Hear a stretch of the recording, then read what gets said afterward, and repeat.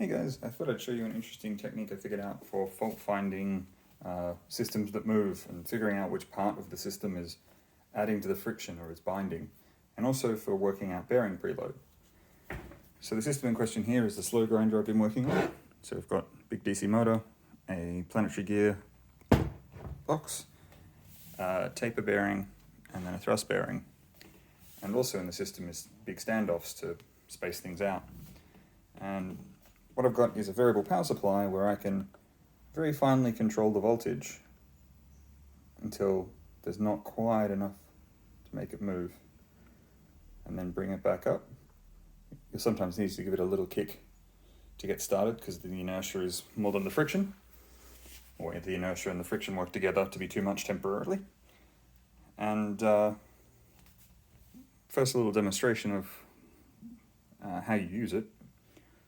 When you've got it barely ticking over, so it hits a bit of dust and it stops, there's very little torque available. And you can probably just see a white dot on this bolt, which is the preload bolt. And if I tighten it down,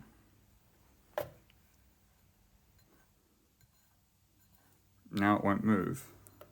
And crank the voltage right up, give it another kick, still won't move. But we reduce the preload just a touch, and it moves fine. So using this, you can objectively measure how much force is required to get your system moving, and you can change elements to figure out what's causing issues. So I had an issue where the standoffs,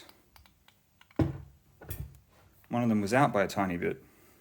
When I loosened the bolt on that one, everything moved a lot freer.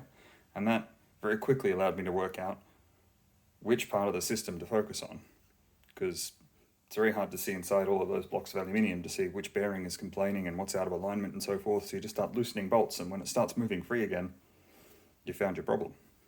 Thought you might find that useful.